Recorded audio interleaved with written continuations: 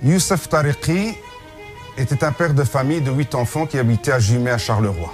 Il est décédé la nuit du 14 au 15 septembre dans les locaux de la police de Charleroi. Nous croyons la famille qui pense que cette mort est suspecte et qu'il est possible qu'il s'agisse d'autre chose qu'un suicide comme cela a été affirmé par les autorités. Que la police de Charleroi a refusé d'acter la plainte de la famille. Et donc là, ils ont refusé d'acter la plainte et ils m'ont mis carrément dehors. Et je demande juste d'acter une plainte. Ils m'ont dit non, sortez, allez vous arranger là-bas avec eux. L'affaire a été bâclée dès le début parce que dès que mon défunt frère est décédé, le parquet n'est pas descendu sur les lieux du décès.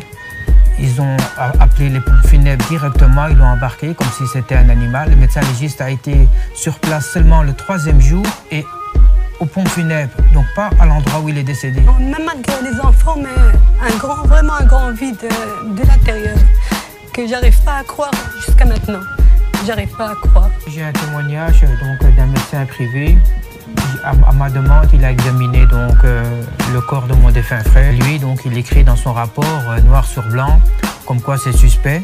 Et dans l'hypothèse où le médecin légiste irait dans le sens des policiers que c'est un suicide, il demande dans son rapport qu'il y a une contre-expertise qui soit demandée. Il a constaté plusieurs hématomes dans le corps et les traces qui est autour du cou ne correspondent pas à un suicide. Moi-même, quand j'ai été porté plainte, j'avais peur qu'il me fasse la même chose.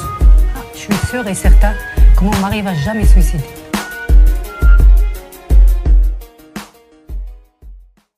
Durant la nuit du 14 au 15, il y avait un petit conflit conjugal ici à la maison entre mon père et ma mère. Et donc la police est arrivée ici dans les lieux et ils ont parlé avec mon père, je leur ai fait confiance en fait. Et à la fin ils ont embarqué mon père pour je ne sais quelle raison. Et donc, 1 heure après l'avoir embarqué, on m'annonce à moi et à ma famille qu'il est mort, qu'il est décédé. Moi, je veux dire, c'est quelqu'un qui a fait beaucoup de choses dans la vie. Il a construit des maisons, il a 8 enfants, il a une femme qu'il aime plus que tout, parce que moi je le connais, c'est mon père. L'année passée, j'ai pas été à l'école, j'ai passé 1 an près de lui. Tous les matins, je me lève, il était là près de moi, tous ses problèmes, il les racontait. Donc je sais exactement mon père, comment il pense, et je sais très bien qu'il est incapable de faire ça. Non. On vivait bien avec mes 8 enfants et il était un bon croyant pour qu'il se suicide. Pour moi, ça me semble pas du tout un suicide étant donné que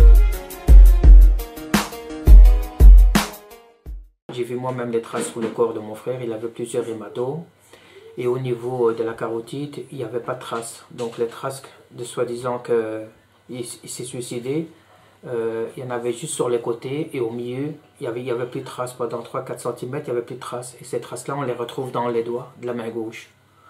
Donc il a essayé d'empêcher l'étouffement. Donc quelqu'un qui essaie d'empêcher l'étouffement, ce n'est pas quelqu'un qui se suicide. L'employé de la pompe funèbre a posé la question au policier qui était sur place. Qu'est-ce qui s'est passé? Le policier a répondu qu'il s'est pendu avec ses chaussettes. On a fait appel à un médecin. Et il a constaté, il a trouvé des traces sur ses doigts ici. Il a trouvé des traces sur ses doigts. Et donc ici, le médecin, d'après lui, c'est les traces manquantes dans la pomme de la dent. Son compagnon, il a essayé de se défendre. Il a essayé de se défendre. Déjà, les bleus qu'il a sur son corps, déjà ça, il faut les expliquer. Parce que quelqu'un qui va se suicider, je pense pas qu'il va prendre un bâton et se frapper avant de se suicider. Déjà de 1. Et puis les traces sur son cou, c'est des traces beaucoup trop fines pour que ce soit une chaussette. Et même comme par hasard, il les met dans une cellule, dans la seule cellule où il n'y a pas de caméra. Encore une fois, alors qu'il est 4 h du matin, toutes les cellules sont vides. Comme par hasard, il les met dans la seule cellule où il n'y a pas de caméra. Voilà, et qui plus est, j'ai fait appel à un médecin généraliste, son médecin à lui d'ailleurs, son généraliste à lui. Et donc il a examiné le corps de mon défunt frère et lui-même il met dans son rapport que pour lui c'est suspect et que dans l'hypothèse où le médecin légiste irait dans le sens de la police, que c'est un suicide, il demande une contre-expertise. Et donc ça, ce document-là, ça je l'ai.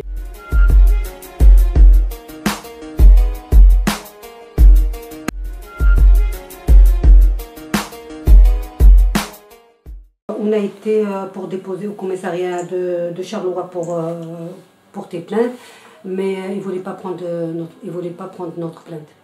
Et là, directement, le policier a été, quand j'ai expliqué donc pourquoi je venais, il a été appelé son supérieur. Son supérieur est descendu vraiment avec un air vraiment arrogant en me disant oui, qu'est-ce que vous voulez? Je dis, comme j'ai dit à votre collègue, je viens porter plainte pour le décès de mon frère qui s'est passé dans les locaux du commissariat. Non, c'est pas ici, vous devez aller vous arranger là-bas avec eux, nous on n'a rien à voir ici, et veuillez sortir d'ici. Je dis, ah, vous me mettez dehors? Oui, vous me mettez dehors.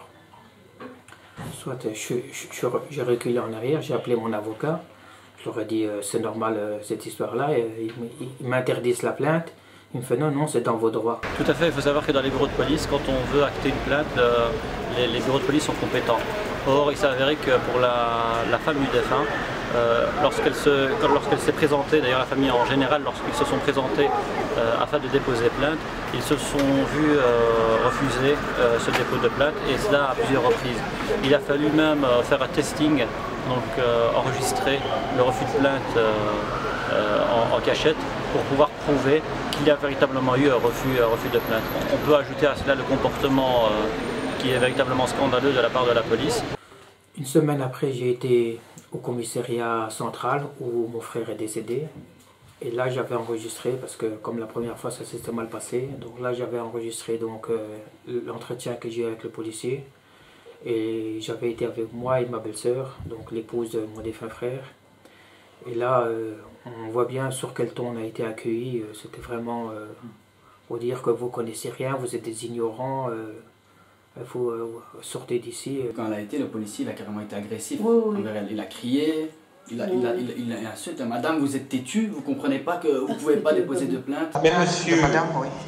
Et vous êtes tous les deux têtus? Non, pas du tout, mais j'ai compris ce que vous voulez Mon dire. mari, il est tué ici et je ne serai pas têtue. Mais vous êtes têtu? Non, pas du Je suis tout. pas Mais têtue. si, Pas du tout. écoutez bien, vous fermez ici une oreille et écoutez bien ce que je vous dis. La plainte a déjà été ouverte. Le dossier, il est en cours.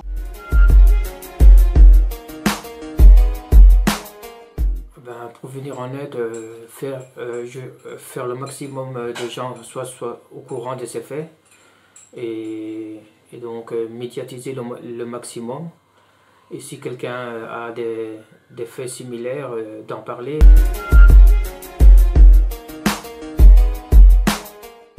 On condamne fermement toute forme de racisme, toute forme de discrimination liée à ses origines ou à ses convictions religieuses. Et évidemment, on est d'autant plus vigilant et d'autant plus attentif et on a encore plus envie donc de mener le combat pour donc crier attention, l'islamophobie est là, l'islamophobie est grandissante dans la mentalité des gens. Les médias en sont aussi pour une partie très très importante dans le sens où les médias, donc les politiques utilisent les médias pour vraiment endoctriner le citoyen à lui faire comprendre aux citoyens que le nouvel ennemi dans notre société, c'est justement les personnes d'origine étrangère, voire les musulmans. Concernant le musulman, il faut savoir qu'il y a deux volets. D'une part, il y a la lutte contre l'islamophobie à travers le volet procédurier, donc les plaintes, signalements, etc. Et d'autre part, il y a un message et un discours concernant l'auto-émancipation. Il est important aujourd'hui, d'une part, de lutter contre l'islamophobie, mais d'autre part, de sensibiliser concernant la question islamophobe. Moi, tout ce que je souhaite au monde maintenant, si vous venez me demander, moi, mon rêve, voilà, mon plus beau rêve, mon rêve maintenant que j'ai plus de père, ce serait juste qu'on me dise la vérité sur la mort de mon père. Moi, je serai toujours derrière et donc je ne lâcherai pas prise tant que la vérité ne sera pas éclatée. Ce qui s'est passé avec mon mari aurait passé avec n'importe quelle personne en Belgique. Ça aurait pu arriver à n'importe qui. N'importe qui ici, voilà. Nous maintenant, on est en Belgique, il y a des lois, il y a des droits. La police vient à la maison, il y a des enfants. Ils font quoi les enfants? Ils font confiance à la police. Ils se disent voilà, c'est des policiers.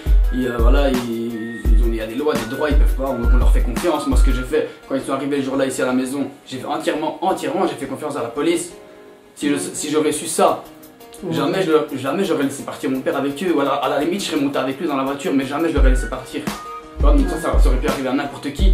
Et c'est quelque chose qui m'a vraiment, ça m'a tué. Mon père il est avec moi aujourd'hui et puis demain, bam, j'ai plus de père. C'est quelque chose qui m'a vraiment, ça m'a tué. Il y a des petits, j'ai des petits frères et ma mère.